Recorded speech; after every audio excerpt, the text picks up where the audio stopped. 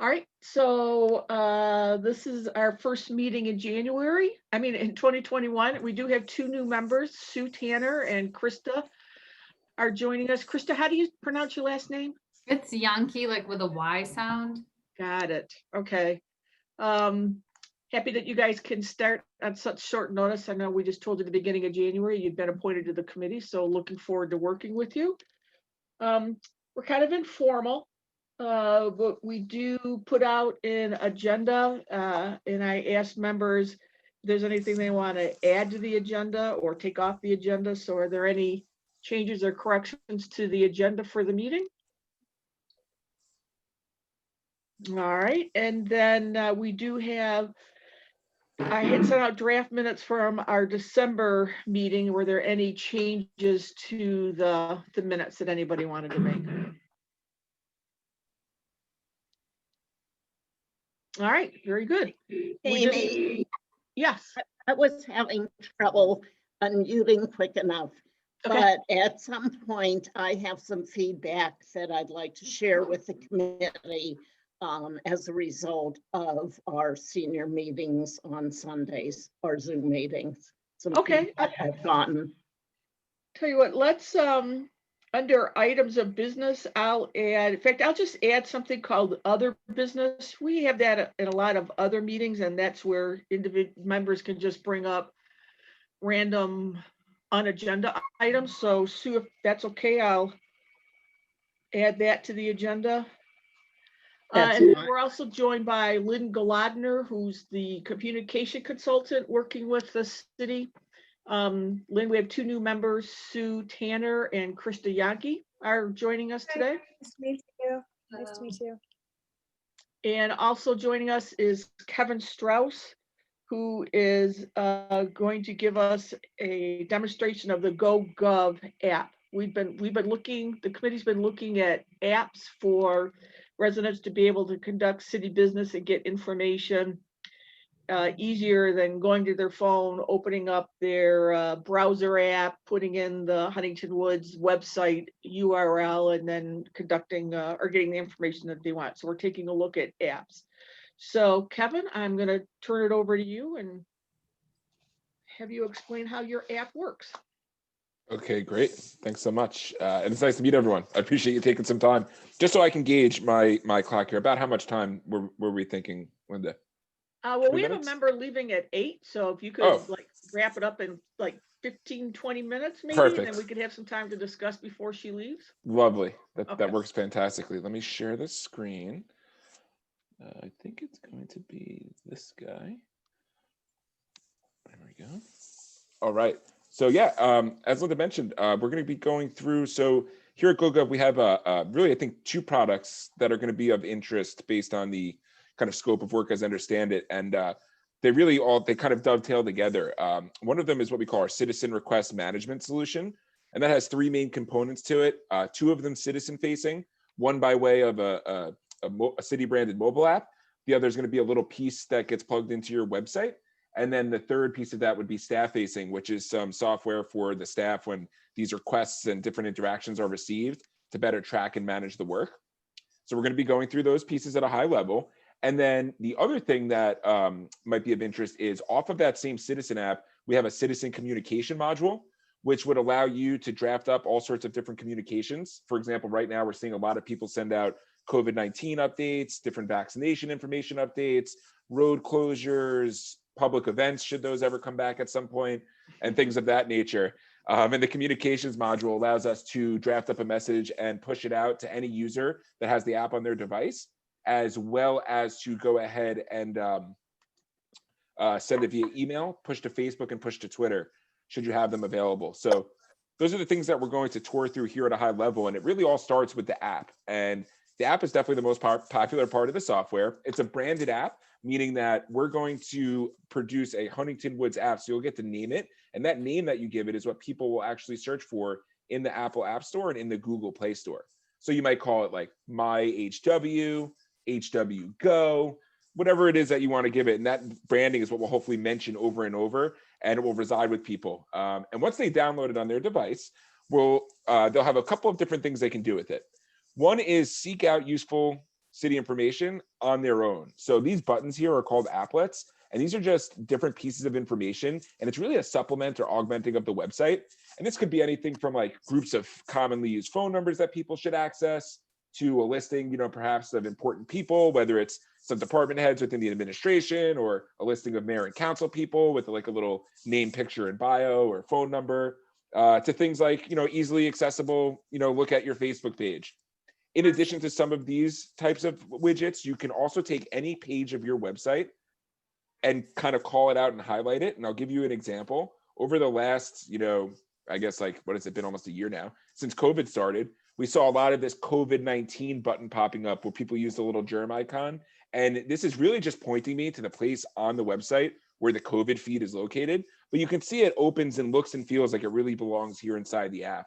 It's just a way to really just say, okay, the website's got a ton of stuff on it. Here's 8, 10, 12, 5, 6 things that if you open this up would be really useful for you to have, you know, kind of right away. So that's one thing that you'll be able to do. The second thing they'll be able to do is service request submission. This idea that I'm walking around the city or driving and I see a pothole, a down tree limb. I want to do a public records request. I have a question about my taxes. This is designed to be an intake for any sort of citizen question or communication. They'll be able to open your app and hit the start request button. And then what they'll see here is a representation of the various different topics that you've ultimately decided to make available to them to go ahead and request. So the system is very much a blank canvas, and it gets painted in based on the way that your city wants the picture to look. So all the ones you're seeing here are just an example. We'll fill this in with topics that are, you know, ones that you ultimately want to have represented. And what's kind of cool is the app can not only be used for request submission, but it intertwines a knowledge base. So for example, there are certain things that citizens might ask you about. They call City Hall, have a question, but you don't actually handle. So for example, let's just say pet licensing is actually handled by the county. It might not be, but let's just say that. And people call you and ask you that, and you're constantly saying, oh yeah, you can get a pet license. You got to call the county recorder's office. This is the number. Well, we can have here topics like that where it'll have this little FAQ next to it, where this is actually just an article of information. So it's represented here. If someone searched for it, they find it, and they get the information they need, even though we're not going to actually take a request for it. On the other side of the coin, we can have topics, for example, like the more traditional, I guess, like pothole use. If I can go ahead and search for that. Oops. It would help if I could type. There we go. Where I'm showing an article of information, and you don't have to show an article of information, but you can. And then there's this make request button. And then it's a simple 2-step process to submit the information. It first says, do you have a photo that could better help us identify the issue? I could open up my camera and snap a photo right here and now. I could go to my camera roll, which seems to be the more common way that this happens, and grab a couple of pictures. And what the app will do is actually pull the location right off of the photo and assume that's where the issue is located. If the photo doesn't have a location, it'll actually go ahead and use the phone's current location. If that's not available, then it'll show on this map, and this will be a map of your city, and they can drag and drop the pin, which will ultimately go ahead and change the address. We'll even put a boundary around the city so that you're only receiving requests from within your service area, because we've got enough work to do. We don't need to be doing other municipalities' work. And all they have to do is go ahead and fill out any information you wanted to fill out and click submit.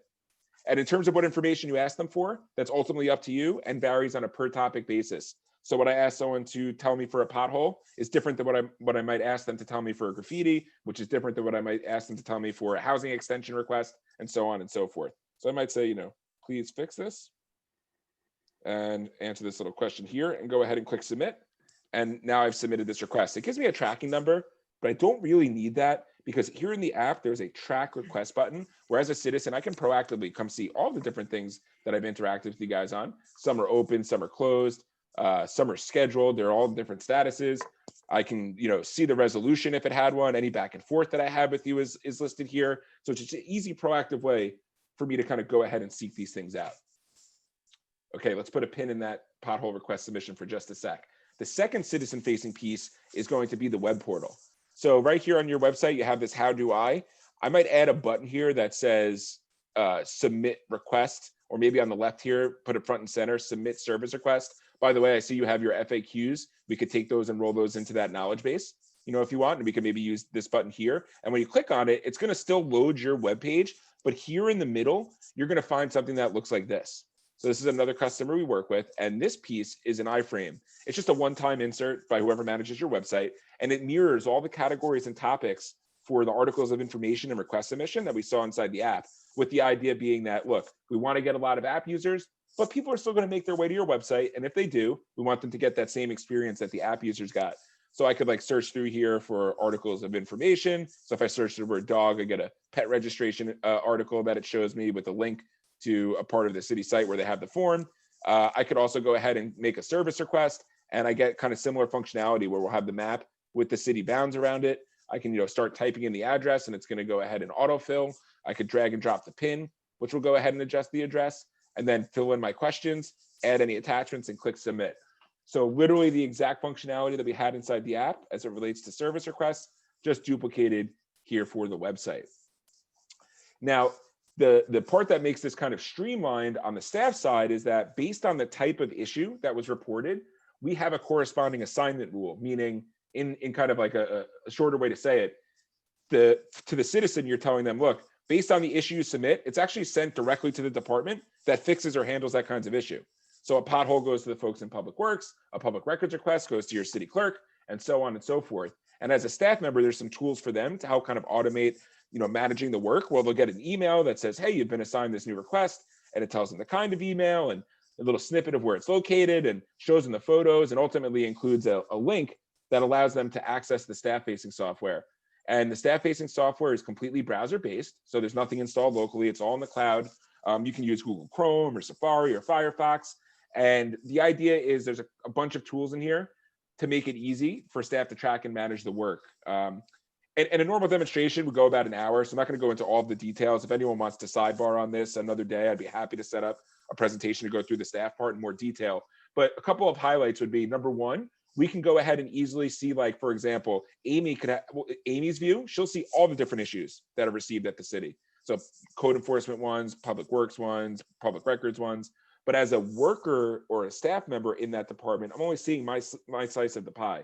So for example, if I was the city clerk and we were doing public records requests through here, I'm only going to see on my dashboard the public records requests that I'm working on. So it makes it easy for each person to kind of track and manage their own work. In addition to that, there's some cool things that kind of keep the citizen more up to date while the staff is working on these work orders. Like, for example, if I change this status from open to scheduled and I go ahead and click save, if I was to pull my citizen phone back on the screen, what we're going to see is that my phone received a push notification. So this is this phone that submitted the issue. And it says, hey, there's a message for you about that pothole you submitted back on the 19th. And basically what happened here was we worked with the city to set up a rule that says when the work moves from this status to this status, we want to send a message to the citizen to keep them in the loop. And here's what we want the message to say. So it could say whatever we'd like. In this case, it says that the item's been scheduled for service and they'll update us when it's complete. You can also send an ad hoc message to the citizen through here. So if you wanted to have a question for the person about this specific issue, I could send a message that says hey, could you tell me if the pothole was on the north or south side of the road? And I could send that to them. So there's a bunch of different communication tools in here. Staff will also have access to things like time and material tracking, if that's ever something that they want to get into, to get a better grasp on what these things are costing us in terms of labor costs and material costs.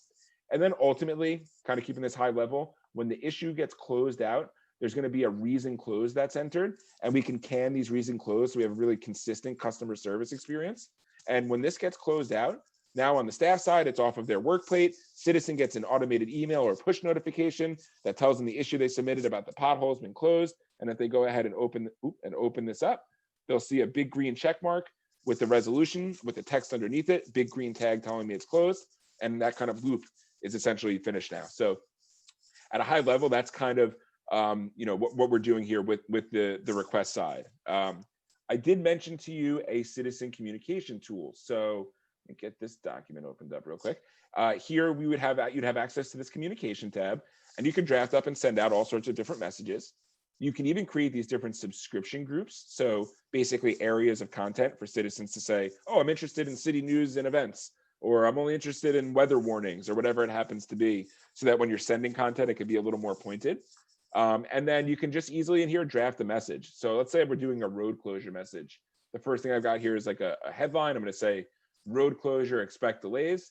The second thing is a tagline, meaning, all right, when someone gets this, which roads are closed and for how long, kind of a little expounding on the headline. So I'm going to put this in here. It then asks, where do we want to send this to? By default, it would go to everyone. But if I wanted to pick one or two of those groups, I could certainly go ahead and do that. Pretty easy. And then there's an editor where we can build as simple or as complex of a message as we'd like. For example, if you look at my citizen phone, this is an actual municipality. This is their COVID update, all the newest New York State guidelines that came out, and it's got links to the different parts of the website. You can see the links open real nicely right on top of the app. They don't close the app and open a browser. So when I'm done reading, I land right back on the article. So this one's a little more complex with like a bulleted list and hyperlinks, but the messages could also be very simple. Like they sent out a no sanitation notification, just letting people know that there's going to be no garbage service in a specific area. So that's what's cool about the editor, is it allows us to really kind of draft as simple or as complex of a message as we'd like. So if I go ahead and I'm going to add maybe a photo onto this one, say maybe this guy, here we go. And maybe I'm going to go ahead and add in, let's say like use alternate route. And then we'll put some text in there, a little detail. And then lastly, I decide where do I want this to go? So we can draft this one message and send it out to 4 different channels if we want to do that. One is going to be to any user that has the app on their phone via push notification. The second would be to email, so people can sign up for email. Or if you have an existing email list, we can also port that in so we can make sure those folks are included. We also can share to Facebook and share to Twitter. So I'm going to click post and a bunch of different things happen. So on the right, on my citizen phone, in a second, we're going to see the little alert come in, and it's going to be notifying the citizen with my app name next to it that we've got a new communication. So road closure, expect delays. I go ahead and open this guy up right here into my list. And then here's an example of what that message looks like in the actual phone. I also have this tied to my Twitter. So I'm going to go ahead and post this to Twitter. I'm also going to go ahead and post this to Facebook. And then since I have my email address in here, this is an example of what that message would look like via email. So that's a tool that's been real popular lately, just given the events of this year, kind of the ability to get messages out, make sure they're official, they feel like they're from the people they're supposed to be from.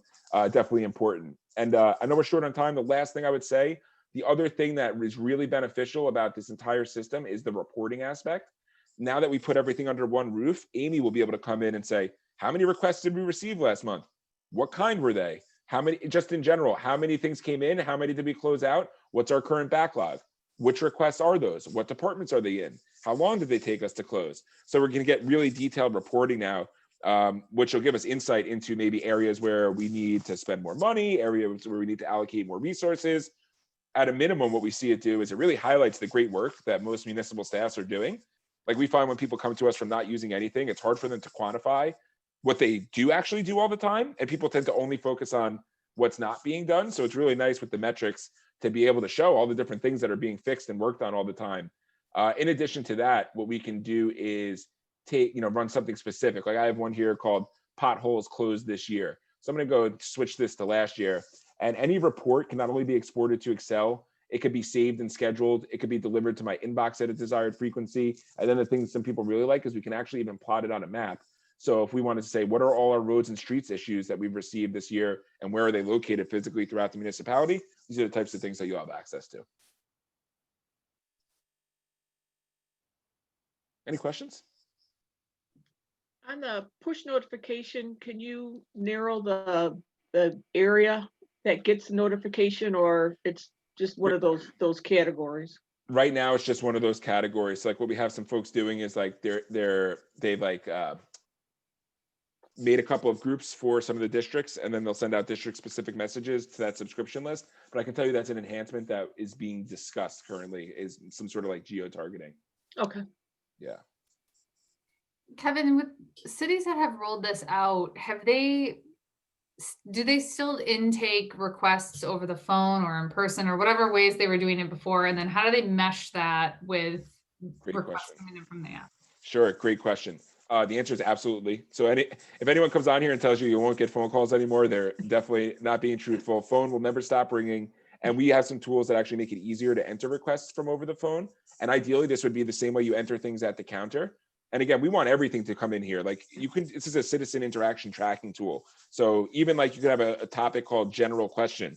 And then at least now we can look up all the general questions that Amy Sullivan has asked us that, in some way, shape or form, because we tether things by the citizen that submitted it. And the answer is just right here. I click create.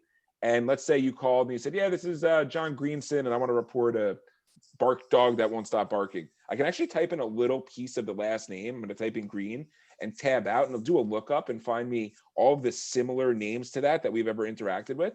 So I could say, oh, are you Jack Greenstone of 221 Maple? And if they say yes, I can click on that. Now I have their account in here, which is nice because even though they called, they're going to get all these automatic updates via automated email. So even though they called it in, digitally, we're keeping them up to date. We can see all the other things we've done with them. So here's this customer's history. So if they say, hey, you know, I did submit a pothole back in July and I never heard back about it. Well, now we can confirm like, wow, they actually did. And maybe I want to open this one up, take a look, see what's going on, ask someone a question. And then it's as simple as just typing in the topic. So I can search right through here. It's a barking dog request. And they says it's located at 8 Moonlit Court. Type in a little piece of the address.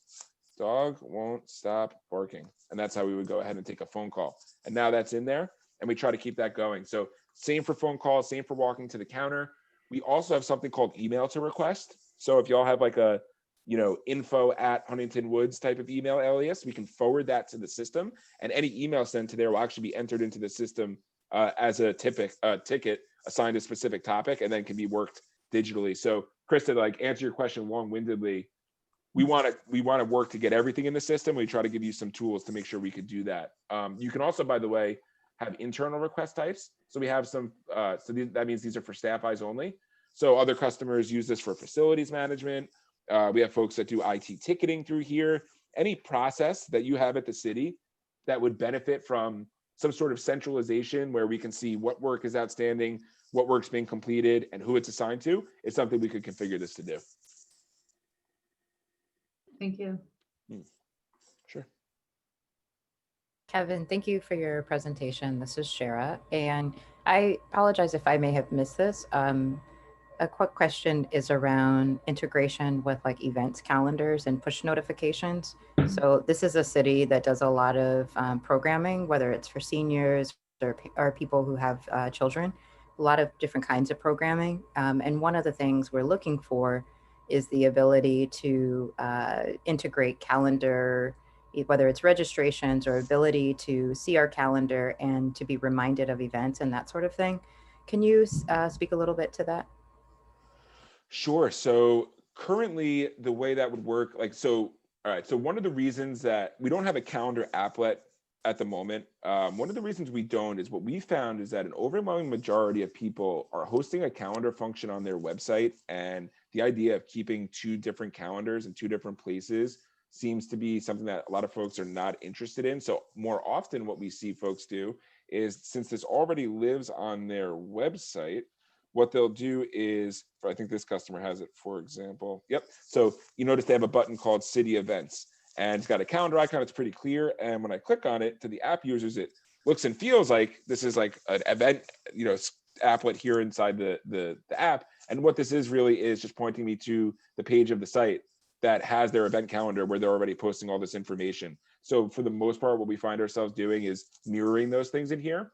And then most recently with the citizen notification product that we added, the ability to now send out proactive messages that these events are happening is kind of being used in tandem with this. I'll tell you one that we are working on that you reminded me of is adding a scheduling applet. You know, because of COVID, we found a lot of people are still doing appointments to come to City Hall to do some things. So we're looking to add something like that where, you know, whether it's for scheduling an appointment or maybe even it could possibly be for events, the ability to see a calendar of availability and be able to reserve some sort of slot or time. So I hope that answered the question. That's like kind of how we're currently seeing folks manage it. So I saw you had a calendar on your website. Most commonly, I think we would probably just mirror that inside of here.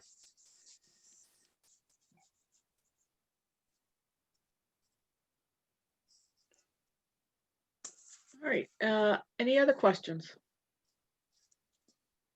No, thank you so much, Kevin, for the presentation. We appreciate it. Oh, no problem. Thank you all. Have a great rest of your meeting. All right, thank you, Kevin. Yep, bye-bye. Let's see how to get out of here, stop sharing. Hi, Shara.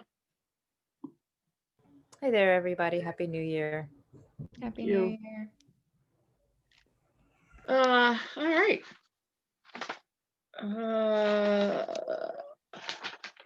Next is a discussion on apps. So we saw 3 of them.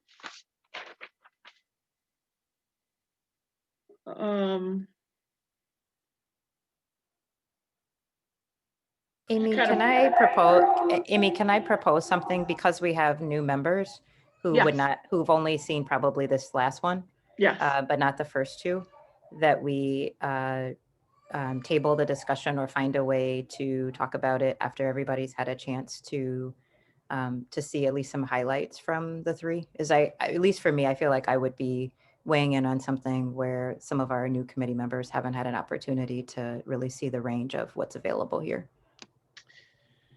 yeah, let me see if I recorded any of those at the last meeting. Not to disagree, Shara, because I think that's certainly obviously the respectful position, given that we have 2 new members. But I think at a minimum, it may be productive to at least take the time that we have now rather than like wait another, cycle of months to at least you, me, and Will, and Amy, and Lynn have seen the presentations from all 3. And I think we might even be able to easily knock out, our personal favorites, such that the new members could, have a focused. Our last call was 2 hours, guys. So I'm sure you're not going to want to go back and sit and watch the whole thing, especially if we all have personal favorites here. And I believe towards the end of the last meeting, we all kind of, I think we all kind of had a clear intonation about what we were particularly interested in. And based on what I've seen tonight, my opinion still stands. So we don't have to obviously take a vote or anything like that tonight before the new members have had a chance to review those things. But I think we might be able to narrow it in and key to them what things that we've been talking about as quote unquote important and what we're looking for in an app. So I don't know if that sounds good to everybody, but I think it would be productive to use that time. Well, as a new member, I'll say I appreciate having a chance to review the other proposals at least, or if there's, PowerPoints they used or something like that, before we take a formal vote, but I'm happy to let you have a conversation and listen in and hear what your thoughts were. I think that would be interesting. So. Well, since I was the I did- oddball, I'll throw it out there because I have to leave a little early tonight, guys. I'm so sorry. But my personal favorite was the My Civic app. So I'd just like to throw out that. I thought the first app from the presentation last month was very thoughtfully designed, but a little leaner based on some of the things that we've prioritized in terms of calendars and notification and website integration and bill pay. And what we've really primarily been focusing on as a part of the committee has been how to outreach to our city for all ages and demographics within our community. And while I think all of the apps would do that, the first one was more of a reporting. And I still felt like this evening's presentation was more of a reporting app rather than a information gathering hub. Lynn, Lynn or Will, please and Shara, like if I'm saying something that you think is totally factually inaccurate, please interrupt me. I'm just trying to get my thoughts out before I have to leave this evening. But what I really loved about the My Civic app is that we would accomplish the goals of the committee, which is getting information to our people. Our people tend to be very, very interactive, as we can see by this evening. We have a full house of folks that are involved with like getting us information. I think where we're lacking as a city as a whole is getting our information out to everyone. And so, we've gone back and forth, like whether or not we want to do an app, and if we want to do an app, which one, proceeding with the idea that we are intending to do an app. My Civic app accomplished the goals that we've identified as, a quote unquote success of the committee. So I would just throw that out as a starting perspective, and then I will shut my mouth and let everybody else take a turn. I think I agree with what you're saying. And I do think it would be helpful for the new members just to have a chance to review it if they want to and have full information. but I think that you summed it up really well. And, you know, I wouldn't have anything to add to that. I just don't, did we talk about the cost of this one? Because I'm not, maybe it just slipped in out of my head, but how We does that didn't talk the cost of the one today. I know the two last week, they were close, but the My Civic app is certainly like, I think it was like $2,000 more expensive. And Amy, you're more intimately familiar with those figures than I am. But again, if we're making the financial and time investment, it's not such a difference that I think that we would negate accomplishing our goals for the cost difference. But yes, there was a difference. But Amy, what was the cost for the one from this evening as a comparison? The My Civic app, there were two parts, and if you put them both together, it was $7,250 a year. Click Fix was the other app demo we saw in December. That was $5,000, and then GoGov tonight was $5,040. The other difference besides just the annual price is the My Civic app has a one-time only $4,400 setup fee, whereas the other two apps have no setup fee. But I did record the December meeting, so I could send the link of that to Krista and Sue. And you could look at it on our YouTube channel and just kind of skip through to the demonstrations and don't have to watch the entire meeting in order to see the demos to bring you up to speed on that. Amy, which one did you say had a setup fee? The My Civic, the more expensive one, but it's more expensive because it's more robust. Yeah. So. I mean, really, it's the difference in functionality. And so we have to decide if that's what we're looking for, which I think we are. And then it's not that big of a difference for the degree of functionality that it provides.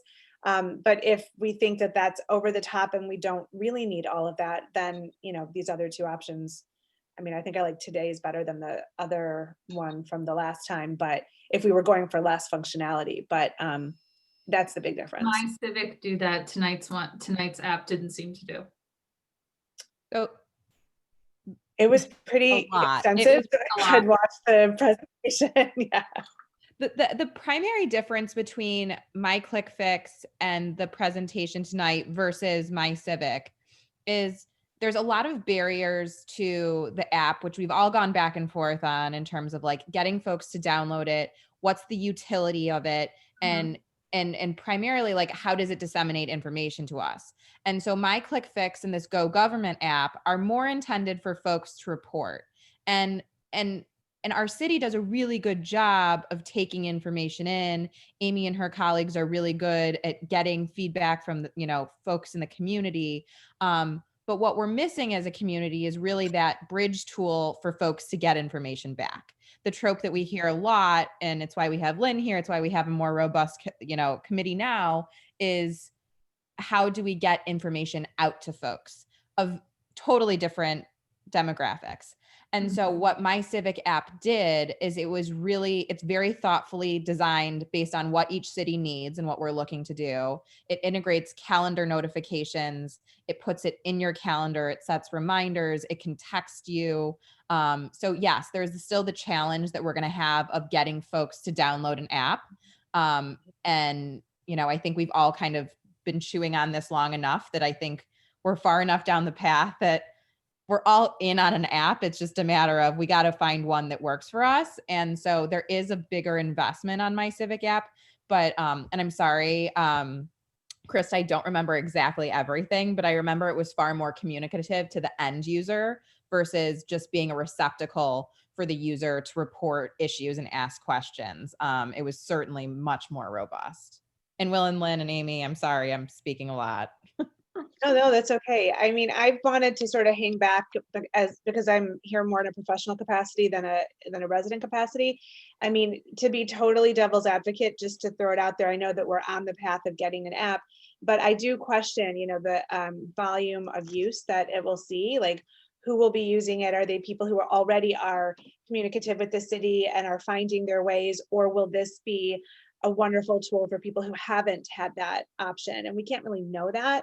So that's just my hesitation, is we're putting a lot of effort into pursuing an app without really knowing who is going to adopt it and how widespread the usage is going to be. So that's my biggest question. But I feel like if we're going to go this route, the My Civic is just so much better. It was like night and day when we saw the two next to each other. It was like, why would we consider the first one? Because we're our website and the, you know, the city staff is just, it's already there for reporting. This is taking us to another level. I would like to see the other presentations. However, from what everyone is saying, it certainly sounds like the My Civic is a much better app. I was not terribly impressed with this presentation as far as what I see the city needs, especially the rec department, the library. There is a lot of interface, and I wasn't hearing that this app would do that. So that's what I feel at this point. I do have one other thing, and that is that I think we need to consider how user-friendly these apps are, because the apps are only as good as they're usable.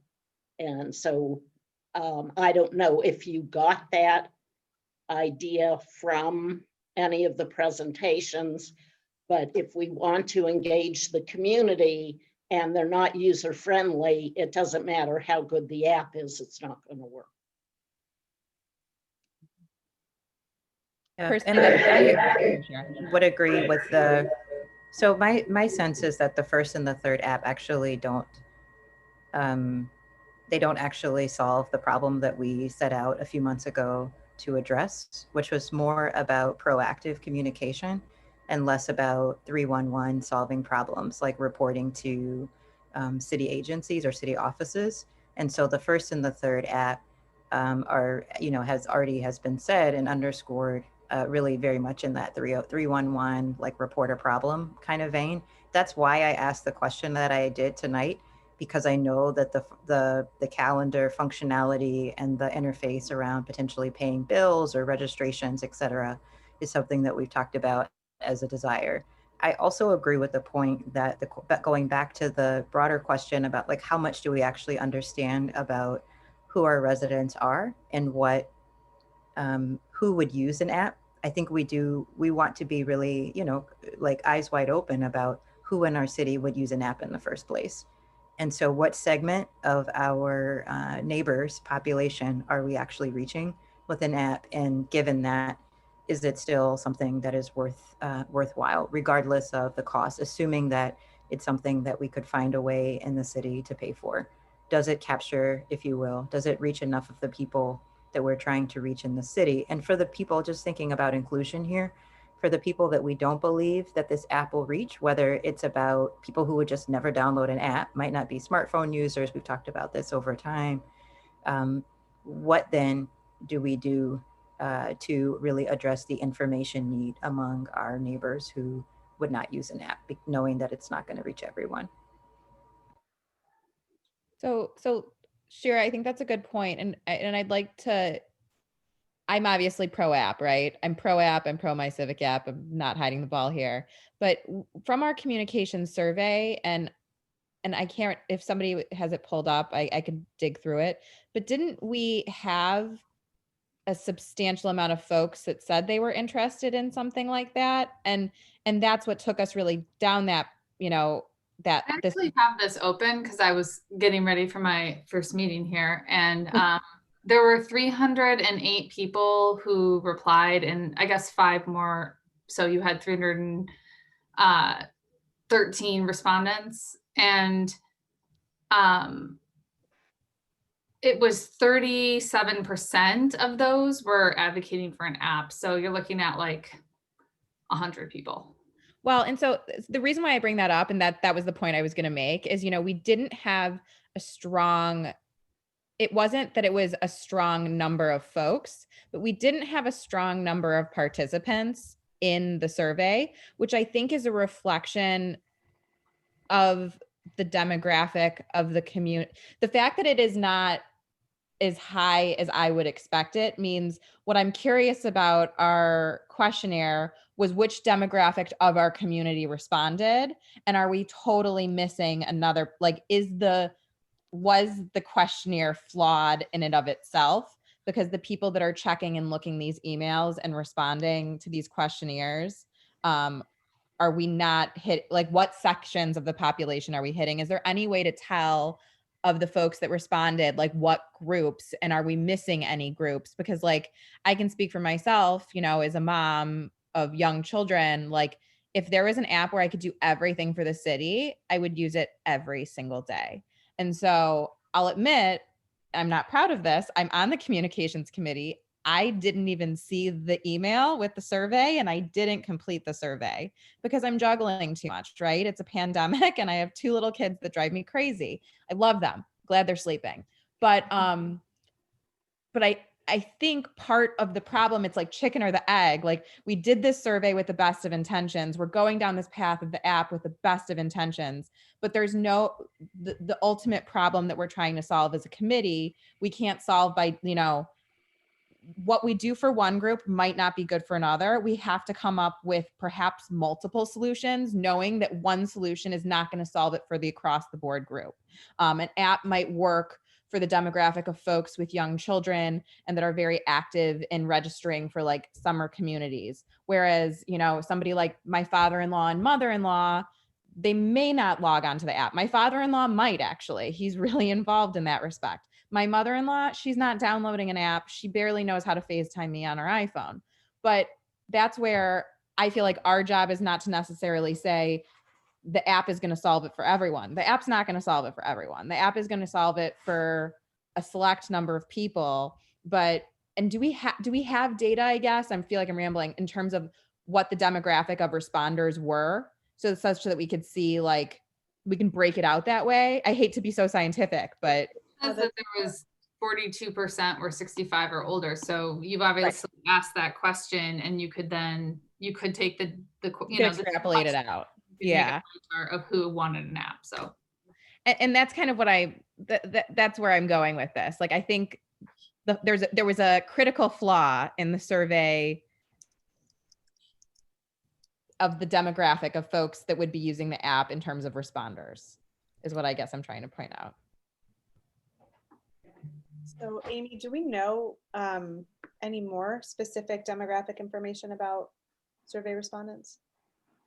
No, we did a postcard so that everybody had an opportunity to either fill it out online or request a hard copy. That was our best way of communicating with every resident without doing it electronically. And then we did ask for age. Yeah, I also want you guys to know that, you know, I mean, in communications in the industry, 5 to 30% response rates is very typical. 50% or higher would be excellent, would be sort of above average. And it's for a variety of reasons. Just people sometimes just don't want to do a survey. So, and we did have more questions than is really recommended, but it wasn't so onerous that it would be overwhelming, and they could have skipped questions. Some did, but 5 to 30% is the typical range of respondents in a regular, well thought out survey. So just for reference. Yeah, I'm not disappointed in actually a response to the survey. In fact, I'm actually a little bit surprised. I think the fact that 300 people took the time and effort to answer questions on a you know, we're a small city, right? And you know, I don't know. I think it's a good number. But I do agree with the point that was made just about, I think it's not an either or, right? It's going to be different strategies to reach different people. And so I don't think the fact that, you know, and even in that survey, right, it's a slight majority yes. There's about 114 people say yes, 100 people that say no, and then there's 86 unsure. So it's sort of this weird a third. I don't think it necessarily negates an app. And I would also agree in general with, I mean, I'm very curious as the new members go back and maybe look at proposals and see what they review. I mean, frankly, I think we can be pretty blunt, and this has already been said, of the see, click, fix, the very first one, not for us. One, it's entirely a 313 type app. It's completely about reporting. Two, you can't get a custom name in the app store, so you're not allowed to customize anything. And there's no other functionality other than the 313. So like, to me, that is clearly and totally written off. I think the My Civic app, which was the second one we saw, a lot more functionality around communication, had the reporting structure, but also had this, talk about calendars, talking about notifications, the business directory, which, not that we have a lot of businesses in Huntington Woods, but maybe that's something you do with the Berkeley Chamber, right? I mean, there was just a lot more to it. My fear with that is cost, right? And because the 7,000 a year isn't too much different than the 5,000 a year, but that you add on top of that a 4,000 one-time cost. Amy, you can tell us whether there'd be any pushback from City Commission or whether there'd be an issue, but budgetary wise to have that kind of big cost on something that's unproven. I'm still in favor of My Civic app. I just think though, if this to me tonight felt like a decent secondary option, just in the fact that there was some communication tools, in terms of you could do combine a push notification and an email, but still that's only one thing, right? This was still mostly around reporting. So I would agree. Sorry, that's a long-winded way of saying that I agree that I think probably My Civic app probably is the preferred vendor unless there's significant opposition around the cost, because it is with the one-time fee, it is, I think it's a significant chunk more expensive than the other vendors. There's going to be a significant amount of people that will not be interested in using an app, especially with the seniors. I happen to be one that likes doing that kind of stuff, but there are a lot of people that don't have the ability or are afraid to. Or the other thing is that we need to, with the cost that's involved, consider, are there alternatives to an app? I think that the website could use a lot of help. And if we had a lot more links in the website, and really, would our money be better spent, at least initially, on trying to do something with the website? And, are how many things, because I didn't see all of the demonstrations, how many things would an app do that could not be done by improving the website? Just something to think about. I do think the budget question is important, Amy. And so if this is a drop in the bucket for the total budget in terms of we have the money to move around, then it will serve for a portion of residents, and it will be a wonderful addition to have this functionality and this access. But if the budget is super tight and it's really a question of we do this or we do that, then maybe what we're saying is we're back to the question of, are we set on the app? So I do think that budget flexibility should factor into it. I was just going to say too, before Amy respond, because I wanted to direct something towards you, which is, you would be the one who would have to be on the other side of this app, you and other city employees. And so I guess I'm curious from that vantage point, which one was more user-friendly, which one seemed like it was going to be reasonable that you would be able to keep it up to date, interact with it in a way that would make the app actually a meaningful thing for city residents. Actually, I think the back-end functionality was the same for all three apps. Things get sent in, they get distributed to people, and then it's up to the employee to respond to it and then respond to it via the app. There will be a learning curve on that, although I did meet with when we first looked into this, I met with some staff members and we did a demo in-house so that they could understand, how it works. I think that we will be able to handle that internally. And then given the fact that I can review everything that comes in, I can be a backstop, if you will, to make sure that things get addressed and kind of like making sure phone calls get answered, right, Claire? So one thing, because this is a money decision, I think what I'd like to know is if I'm going to send a memo to the city commission saying that the communication committee recommends this, I'd like to be able to list the services that are going to be able to provided by the app that we currently don't do, or things that we could do faster, or things that we could do in a different way. So I'm wondering if the committee would be willing to think about the things that they wish they could do on an app, and then we could bring back My Civic and really drill down to see if they are able to provide those services. For the new members, I will send you the links that you can kind of get an idea of the two that were demoed in December. And then the other thing I could do is I can resend you the cities that have the My Civic app, so you can actually look at the apps from other cities. Like, you know, I was first introduced to it through the city of Troy, and you can take a look at the city of Troy's app and look at all of the things that can be accomplished and decide, you know, am I gonna do this on the app, or am I gonna call, or, you know. You know, if it's helpful, a coworker of mine is on the city commission in Troy, and we could invite her to come and share at our next meeting. I'm sure she would probably take some time to tell us how it's helped their city, if that's helpful. Yeah, could you reach out to her and find out if she has some familiarity with the app and the usage and Sure. the impact it has on residents? That'd be really helpful. And just as a kind of a side note, one of the reasons why the app came up was Commissioner Joe Rozelle specifically wanted the app for reporting issues. So we've kind of shifted the focus or the emphasis here on what the app can provide.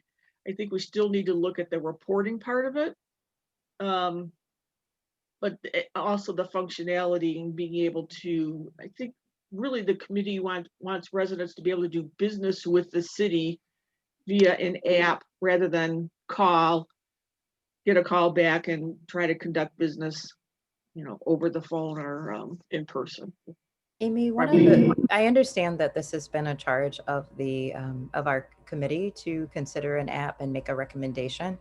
Mhm. One of the things that is also, I have to say, like, made me feel a bit awkward in this is particularly for the 311 functionality. It's not something I really use in the city. And I am aware too that I'm not responsible for responding to 311 information that is shared because I'm not a city employee.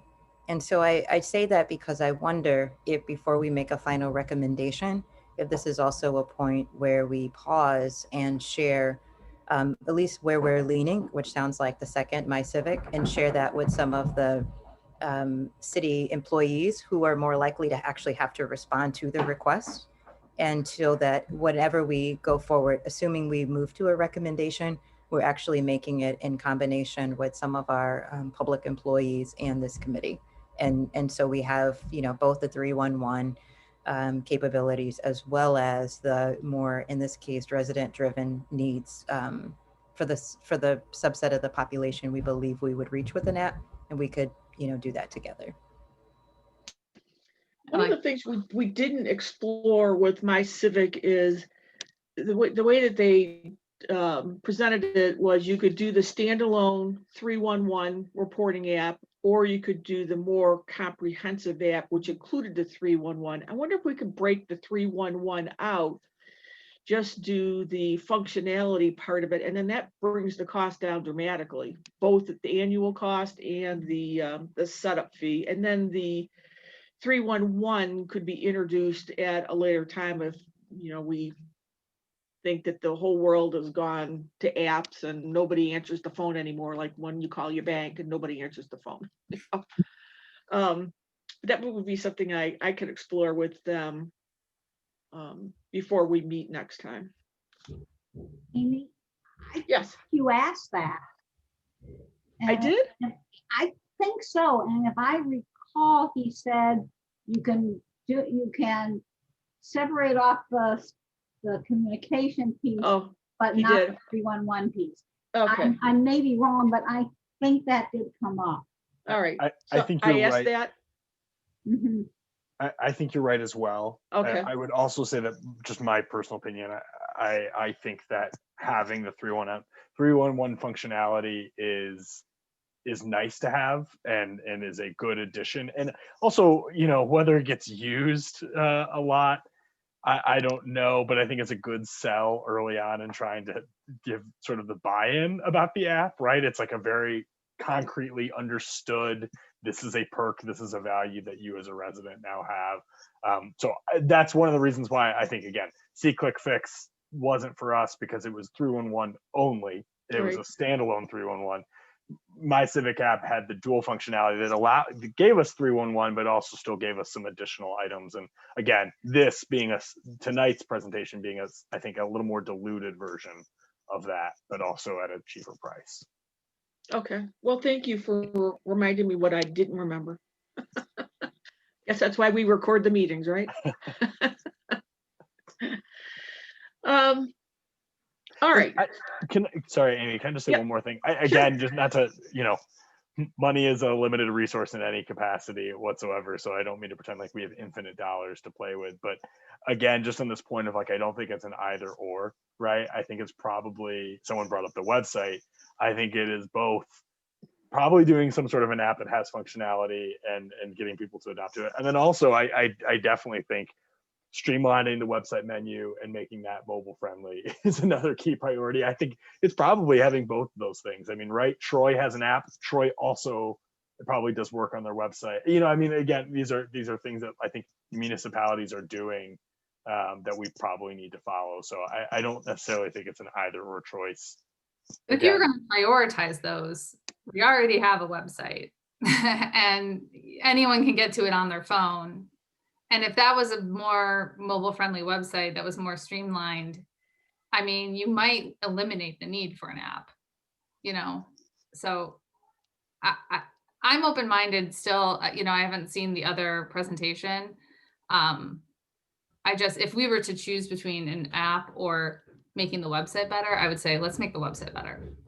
Well, and didn't my Civic, because I agree, I do think that if the website was better as a whole, we would be having less of a conversation about the app.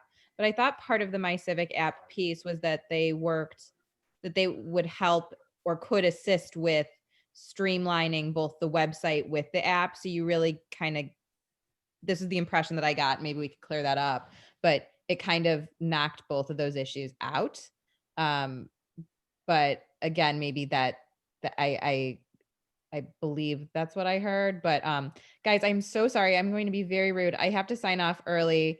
I guess the only thing I'd like to leave with is, we've spent a year really talking about this, and I really hope with the new members, we can in 2021 really start to try things, get things out, because we can continue to talk and talk and talk. But right now I feel like I would like as a committee for us to have a little bit more action. So we're going to make some mistakes. Let's not do crazy financial mistakes that will get us, get people very angry with us. But I think until we start trying stuff, we're going to really have a committee that's really full of lovely people, but where we don't get as much done. So I'm really excited. Kristen, Sue, welcome. We're happy to have you. And everybody else, I'm happy to continue working with you. But if we could set a 2021 intention, it would be that we do something. So let's go, guys. All right. Have a good night. I'll see you guys next month. All right. Bye-bye. Bye-bye. So 2 communication updates while we're talking about the app. One is the website has been going through a very thorough updating, and it's ready to go online any day now. We are training staff. We had a training session Thursday, and we have another one this Thursday, and then it should be ready to go online within the next couple of days. So you're going to be, and I think I sent you the headers across the top and how it had been broken down. And I could send you the link so you can get a preview of it. But the new website is literally should be up and running by the next meeting. And then the other thing is I have placed a job opening on the website and putting it in the e-blast, et cetera, for a part-time communication employee that we could bring somebody on board that will help us with communication. It's actually a community engagement coordinator. And I'm hoping that that individual can help us with website formatting and doing push notifications, and kind of, rather than having silos with recreation does rec, library does library, and city hall does city hall, that we can do a more comprehensive, make it a more comprehensive effort. So both of those are on the horizon. Now that Lauren's left, we can come back in February and say, you left and look what we did. Amy, I So have that's- some suggestions of places you could post that or networks you could share it with to disseminate it. Do you want me to just email you those, or? Yeah, that'd be great. Amy, I'd also just share, just on that note too, like if there is a link, whether it's like on LinkedIn or whether it's like a PDF of the job posting, I am also happy to, like, on my LinkedIn, share that like a position we're hiring for, right? Or just post that publicly where I can. So right, I don't know I'll if it's something send that's the- shareable, but yeah. I'll send the ad to everyone, and then you can distribute where you see where is appropriate, or Krista, because I know who you're talking about in the city of Troy. So folks who don't know, Krista and I used to work together at the Kresge Foundation for a number of years. So when you invite Rebecca to come in, from our city council person from the city of Troy, I wonder if you might also ask her about any communication staff that they have, like if they have if she has a sense or could get a quick sense from talking with other folks of what that how much capacity they have for a city of that size, and what sort of the main functions are for that kind of position. Okay. Might be helpful, just as we're in the place of bringing somebody on board, Amy, Yeah. as you described. I'd like to know what works and what doesn't work. Have you ever had someone in this function before? Or is this a brand new function? Brand new internal function. Externally, we have Lynne helping with our communications, providing advice and consultation. We do that in a more a reactive role. An issue will come up, I'll go to Lynne, I'll say, how does this look? And the idea that the city commission would like somebody on board who could be more proactive and recognize issues or things that need to be promoted, and do it more proactively. Right. I'm just curious, what's the size of the city staff? Well, there's 45 full-time employees. That includes our police officers, DPW, library, recreation, city hall. Okay. So are you comfortable with the new members are going to need to spend some time on YouTube? And then everybody can come up with a list of services, functions, things that aren't being done now that would help sway the city commission that this is a this is a good investment, and because we could do A, B, and C that we couldn't do before. And then also we have quite a few public. So Gail, Claire, Susan, is there anything that you would, any comments or thoughts that you have? Thank you, Amy. Both in your discussion right now of possibly putting on members' LinkedIn sites and so on about the communications position, I wonder in communication where you communicate regarding the recreation department's position and replacing Mary Gustafson. And I think that the communications committee needs to make sure that whatever we're looking for is communicated well, and whether it goes on their LinkedIn pages or in other sites or other places, I'd like to know that we're looking into doing that. I think what you're seeing tonight is you've got 3 seniors that are here visiting. Claire's been visiting before. I sit in some meetings as far as a visitor. I serve on zoning board of appeal in the past and will be on planning. And I've lived in Huntington Woods since the 50s, so it's in my blood. But as a senior and in listening to this, and I don't want to take any sail out of what your new member is here to talk about from what we discussed on Sunday at our Zoom meeting. I think that there are other avenues of communication besides a possible app or working on the website. To me, my biggest fault that I find with the city is the failure to communicate on the city's boards. I really think that the communication on the city boards at the gateways to the city, at City Hall, at Lincoln Hendry, and at Lincoln Scotia Park are just not used to their advantage. I served on zoning board of appeal when the city came to Huntington Woods zoning board of appeal to ask to make an electronic sign that could change, at the Scotia Park. And the zoning board of appeal turned it down. The city listened as to it listens to its residents and so on, that we didn't need that kind of look in Huntington Woods. And the people living around it didn't want that kind of electronic look out their window. But in the meantime, somebody's got to be responsible for changing those letters, deciding what goes on those signs, and getting those signs with pertinent information that applies, whether it's a calendar of events, whether it's a weekly thing that you change. And truly the communications committee came out of the result of the flood of 2014. And there's more than emergencies that should be communicated to the city. And I think that those boards are a good avenue of doing so. And I'd love to see more done with them. That's what I'm here to say. All right, Claire, Susan? I have some ideas, and is it Shira? You've talked a bit about Shira. Shira. You've talked quite a bit about the committee actually getting involved in getting an idea, a concept that the city wants to push out.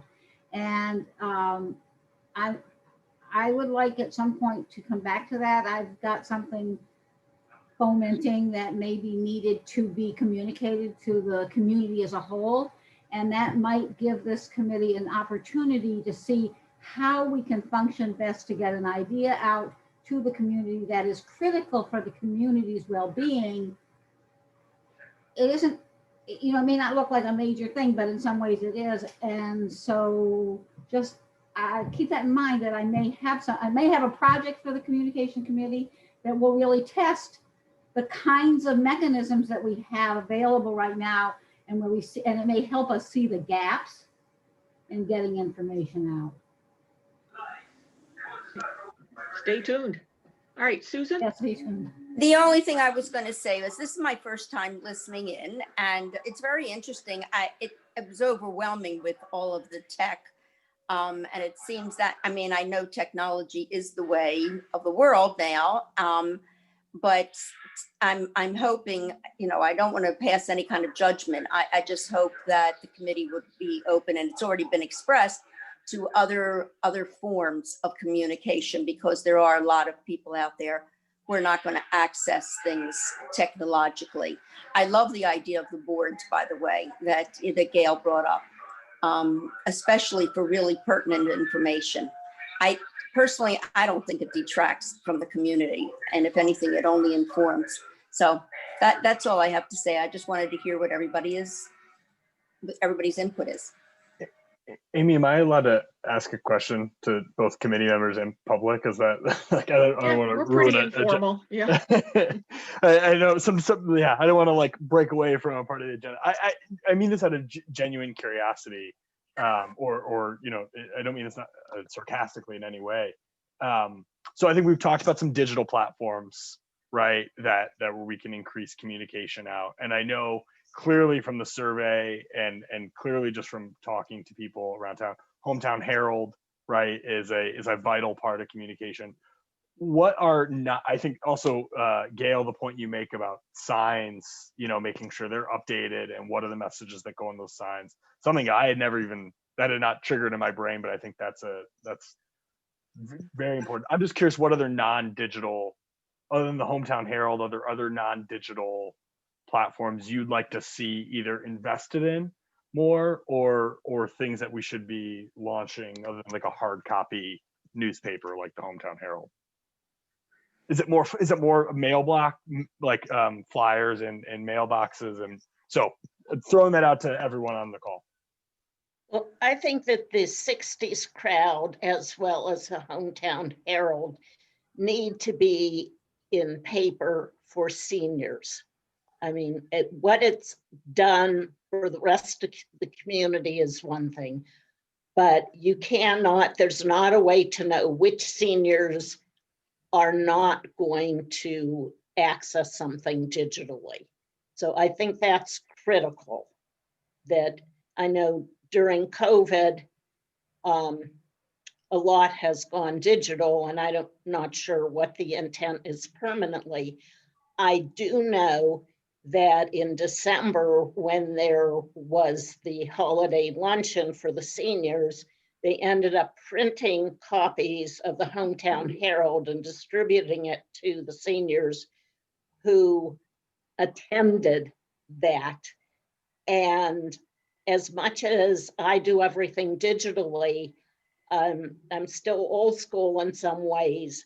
And it was really nice to have that paper copy to be able to highlight what I wanted to come back to, as opposed to reading it and then it just flew away and I would never follow up with it. So that is one thing. The website too, it needs to be a little bit more user friendly. Having done a lot of communication over the years, especially when I was working for the city, there's no one way, and you have to keep at it. I will tell you right now that the reason you had a lot of seniors, and I'm not trying to take credit, but the reason you had a lot of seniors that responded to your communication survey wasn't because seniors are so interested. I pushed it. I pushed it week after week after week till the deadline. I pushed it verbally and I pushed it in writing. I pushed it in an email that I send out every Sunday. I pushed it Sunday mornings. I mean, and I use a variety of things. When I emailed somebody just in general, I would say to them, hey, have you filled out the survey yet? When I talked to somebody. And so there was word of mouth, it was emails, it was on Zoom, it was a lot of different ways. And having done recycling for years, it wasn't one thing that worked, and you never know what's going to work. Sometimes it's something that you have no idea that this is going to be the thing that's going to publicize something. And you just have to keep plugging away. And I think that's the real message, that there's no one way and you can't fix it. No one and done. Only on one way.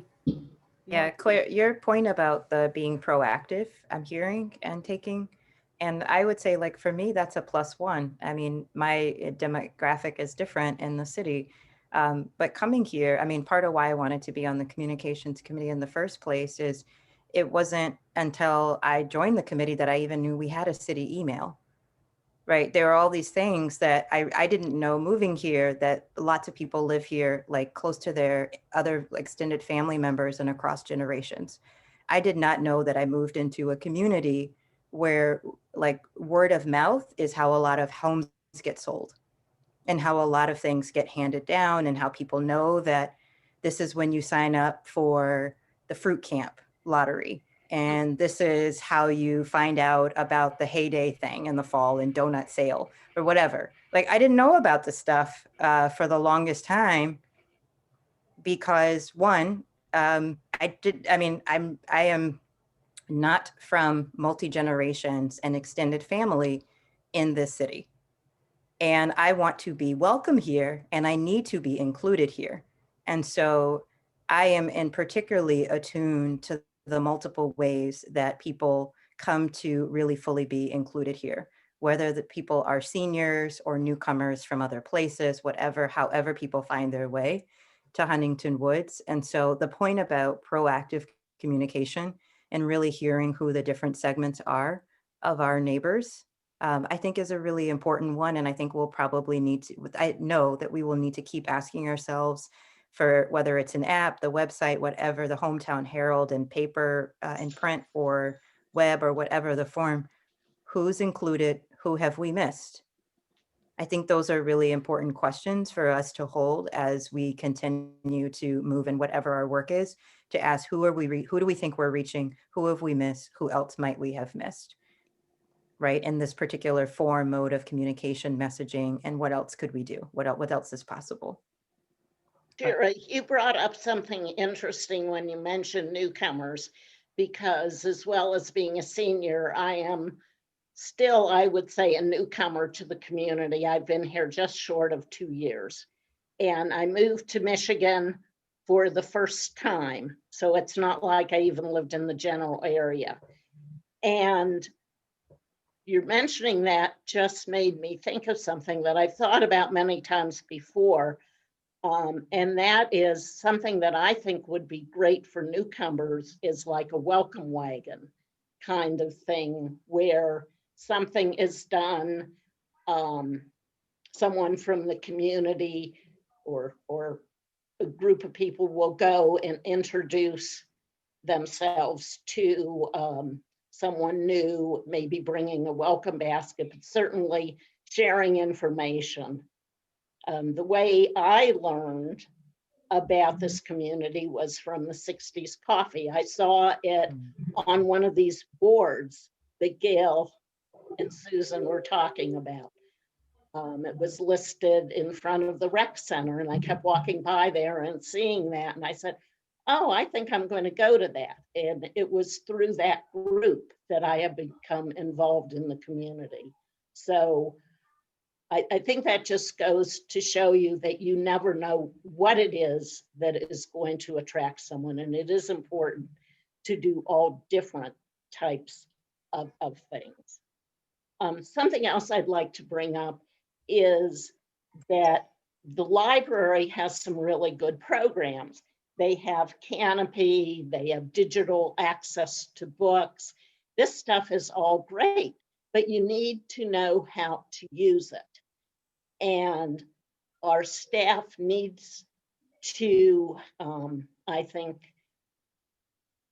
be more willing to help people in the community to learn how to use these things. I know personally, I had an experience with Canopy where I wanted to use it, and I called up the library and I got Ann on the phone and I said, you know, how do I do this? And she said, well, I can't help you with that. And that's fine, but there has to be somebody that can help you, and the staff needs to go that extra mile. And this is just one example, and I'm talking about this with anyone. If someone in the community calls and they need some help with something like that, then that need needs to be addressed, whether it's one individual helping them, whether it's a library comes up with, and this might not be the answer, because people that need the help with the computer may not be able to just look at a video and catch what they're supposed to do from that. But the employees need to be not only reactive, but proactive, and be willing to go that extra mile when people have concerns. Good to know. I have another comment if I can. When Sue talked about the board that she saw, the senior coffee clutch outside of the rec center, when we started that announcement would go up maybe the Friday before the Sunday, and it would change because there was one board and one set of letters. And I called both Amy and the rec department and I said, that sign needs to be out there all the time. We don't come by there just on Friday, Saturday, and know to come in on Sunday. I said, if I need to, I'll even pay for the board, but another board was found and another set of letters were found, and the sign stayed out there on a daily basis, you know, telling everybody there was a coffee klatch on Sunday, which was great, and it really increased its size. One of the other things that we used to do, not we meaning the seniors, but the city used to do when we could be you know, in public and with people, is I loved the Cup of Joe with Joe, where Joe Roselle, our city commissioner, would meet and have a cup of coffee or have tea with you, and you could come and you could talk to him. Our city commissioners have their meeting, they have their discussion, they write their newsletter, you know, column if it's their turn. But other than that, the city doesn't interact with them. And I think in a time where we're homebound, that there needs to be some digital way of their face being out there and an avenue of communication. And if a Zoom day or hour or whatever else could be set up with the city commissioners or even with Amy to ask a question or whatever else, it would really be helpful to the community and to the residents, and have a chance to just see who's governing them and taking care of them and give them a chance to talk. Okay, interesting. Certainly you. would be easier to do it, would be easy to do it over Zoom. I was just going to add, just going back a little bit just from this conversation, I think one thing that I've taken away is that we just need to ensure also that it's not about,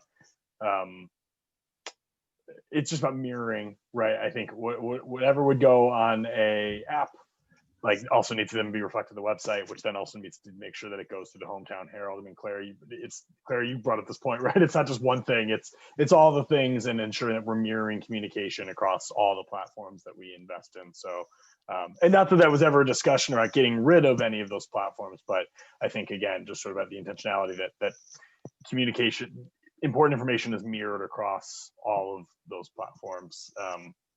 Because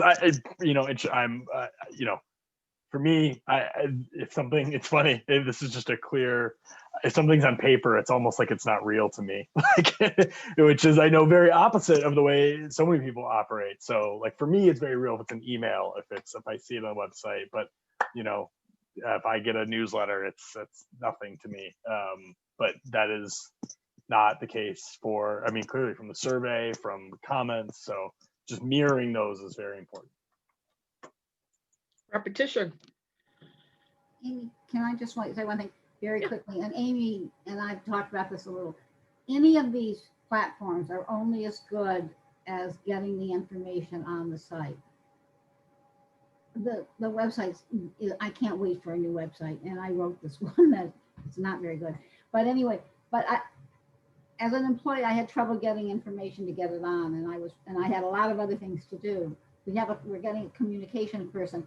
They're only as good. All of this behind the scenes is all critical, and it's not just saying I fixed a pothole.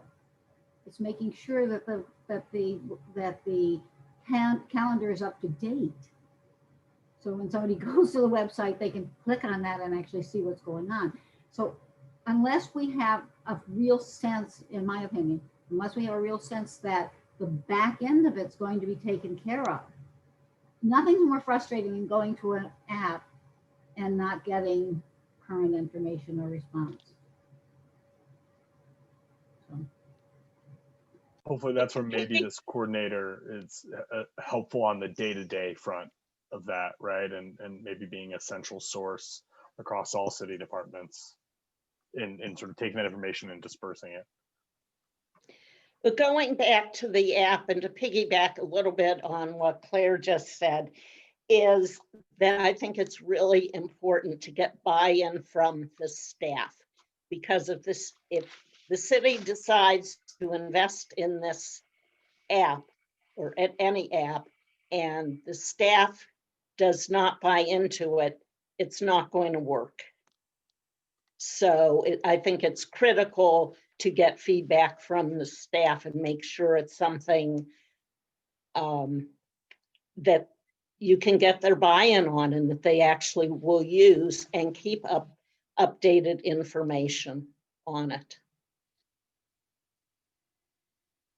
Yeah, we're pretty small, so luckily that's just a handful of people that'll be actually responding to the 311 type requests. Yeah, but it's just important that they're, you know, going to be willing to do what is necessary. It's only as good as the information that they put into it. And one other thing I'd like to mention is, I think we really need a calendar events. And if it's on the website now, I've never seen it. I don't believe there is one. You can correct me if I'm wrong, but I really think it's important to have a calendar of events there so that someone can just go to it and see what's going on today, what's going on this week. I mean, you get stuff like that out in the weekly e-blast and that kind of thing. But sometimes just seeing something visually helps people that are visual learners. I believe there is a calendar on the homepage, right on the main middle section of the homepage. Yeah, but I think that just has meetings.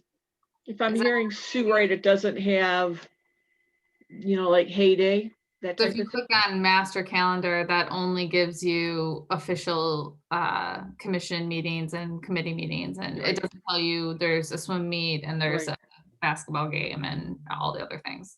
Yeah. So you were talking about events, right? Right. For example, the library is sponsoring many things. Rec Center is sponsoring things. Those Right. should be listed on a calendar. So if you look to see what's going on tomorrow, you will see, oh, that's the cooking class. Right. With the calendar Whatever. functionality that's there, could you simply add those events? And right now it's just that we're screening them out because they're not official meetings, or is there some functional reason that you couldn't add them? I can don't- answer it because I used to do it.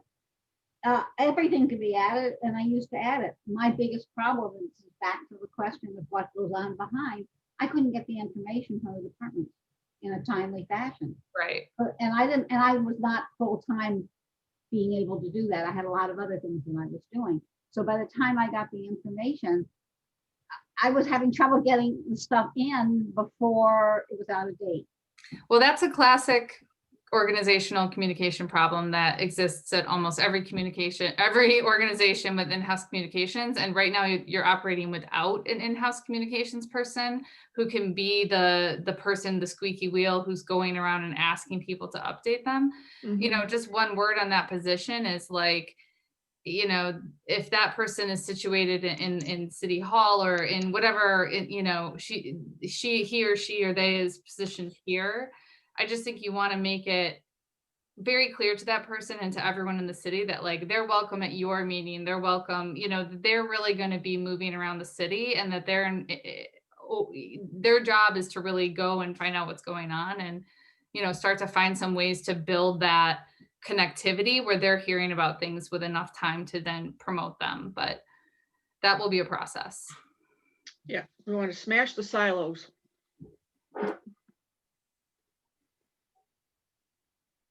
All right, well, this has been productive. Any other business from any other committee members? No, I just wanted to say, I'm excited to be on the committee, and just hello to everyone. I don't think even at the beginning, I just got to say hello. So I'm Krista. Hello. I'm excited to be here. Happy to meet you all. Hope we can all meet in person, maybe sometime later this year. Who knows? But until then, nice to be here. And I'm very happy to be here also. And one thing I think would be really helpful to me is just to know a little bit about your backgrounds, especially related to being on this committee, because I'm sure everyone brings in something from a different angle. And I'm really curious about that and think it would be helpful to know. Do you want to do that now? It doesn't matter people say something now, or, you know, if you just give Krista and I the, I'm forgetting what it was called, the forms we filled out to be on the committee. Oh, But, citizen interest forms? you know, but if people would just like to take a couple minutes, and I hate to extend the meeting, but to tell us a little bit about your backgrounds and how it relates to being on this committee. Yeah, Will, you want to start? Yeah, sure. So welcome to our new members. Happy to have you on board. My name is Will Butler. I have been a resident of Huntington Woods since 2018. So it's funny, I still consider myself a new resident, but I guess now it's been years, which is crazy. I am not from Huntington Woods originally, but my wife is from Huntington Woods. And so my in-laws are here. So yeah, I grew up going, my now wife was my girlfriend then. So I grew up coming to Huntington Woods dreaming of, you know, how cool it would be to live here. And now we live here, which is awesome. But professionally, I work for the Detroit Regional Partnership, which is an economic development organization. So I work on recruiting new businesses to Metro Detroit. So not specifically in communications work. I do business attraction and business recruitment. But you know, the essential part of that job is marketing places. And so that's where I thought this would be a good place to start plugging in. I knew when I moved here, I wanted to get involved in the committee and engage somehow. And I thought this would be a good starting point. So yeah, so hopefully that gives a good sense. Happy to answer any other questions. Thanks, Will. Shira? Sure. Hi, everyone. I'm Shara Reed, and my pronouns are she, her. And I've lived in Huntington Woods for about 5 years and do not have any ties to the city or to this region or state, other than my partner is a lifelong, was a lifelong Detroiter, born and raised, graduate of Cass Tech, and grew up on the West Side. We never would have imagined moving to Michigan. I did do my master's at U of M, but that was 20 years ago, and then moved back to the East Coast. But my work at the Kresge Foundation a number of years ago is what brought us to Michigan. And I now work for an organization based in Washington, D.C. that works a lot with foundations all around the country and in Canada. And so my work is 100% virtual that I'm doing today, but we decided, at least for the time being, to remain in Huntington Woods, if not stay in the region for now. And for me, I'm really interested in, really passionate about issues of racial justice and inclusion. And I connected with our city commissioner, Michelle Elder, about 1.5 years ago. And that's how I found out about the communications committee. And she really encouraged me to get involved because she saw that this would be an opportunity that really considering that communication stretches across all of our city offices, as well as, you know, any body of work. Was also aware that the master plan update would be coming down the pike, and certainly did not know that the city would be eventually moving toward developing and adopting an anti-racism commitment during my time living here. But I'm really, you know, proud to be a part of this group, and also just to, you know, have the opportunity to live in this city and get to know this region a bit more. But I'm really committed to this place being as welcoming and as inclusive as it possibly can be. That's important to me. All right, Krista? Well, at least I know going in that it's not really fair to go after Shara, because I think she's just amazing. So I already knew that. So because we had the opportunity to work together professionally, I work at the Kresge Foundation still, and work on the communications team there, and have been doing that kind of work for the last 8 or 9 years. Before that, I was a journalist at the Detroit Free Press. So that's my background, is print journalism. I've lived in Huntington Woods for 8 years, and I'm also not from this region. I am a Michigander. I grew up near Flint. So you know, very familiar with how isolating this town honestly can feel for a newcomer and how hard it is just to make your way in a place where there are people who've lived here for 50 years and there is a very, you know, connected undercurrent of people who are just talking to each other and sharing things in those informal communication ways. I think it makes the city's official communications even more important to make sure that we are a welcoming and inclusive place where everybody, regardless of if they've been here for one day or for their entire life, that they feel welcome and that they can contribute and be a part of our city. So that was why I was excited to be on the communications committee. So that's me. All right, Sue, Tanner? Okay, as I had already said, I'm new to Huntington Woods and new to Michigan. I lived all over the country. I grew up in Erie, Pennsylvania, spent most of my adult life in the DC metropolitan area, where I worked for the federal government, specifically the Coast Guard, doing employee and labor relations work. From there, I moved to Seattle, Washington, and my daughter and son-in-law and grandkids decided to move to Michigan. So I decided to follow them, except I bought a house here first and they ended up buying in Huntington Woods also. As far as the community being welcoming, of all the places I have lived, it has been the easiest to adjust to living here. I have found it a very welcoming community. So I'd just like to let you all know that, especially when I was saying things, it would be nice to have a welcoming committee in that. And as far as being on communications, I mentioned before that I had started to go to the Sunday coffees at the rec center when I moved here because I felt it was a way to meet people.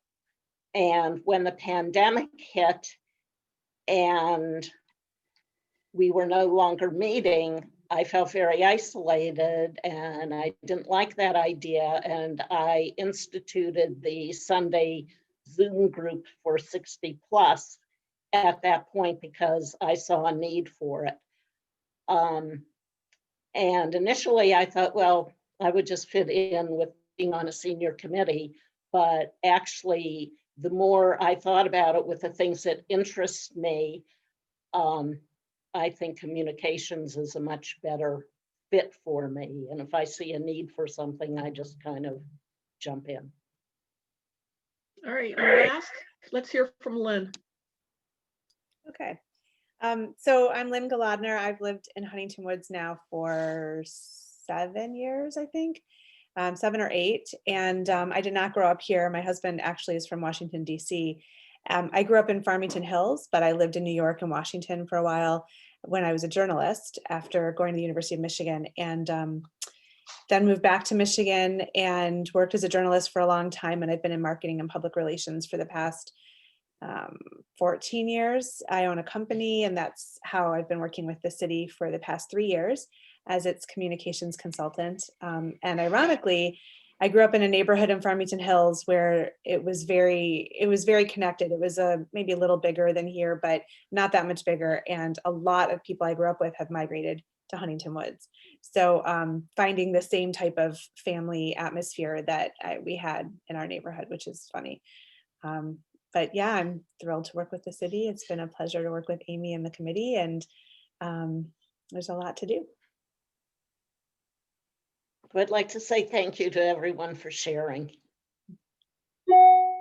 Yeah, and that was only half the committee. We'll do the Well, other half. that's all that's here next month. now, so Yeah. that's great. I appreciate it. All right, I think if there isn't anything else, we'll adjourn the meeting. I'll follow up with the links and the rest of the information that I promised, and we meet again February 16th via Zoom. And thank everybody for the time. I really appreciate it. Thank you, Thank you. everyone. Have a Good great night. evening. Have a good Thanks, evening. everyone. Have a good night. Thanks. It's nice meeting everyone. You too.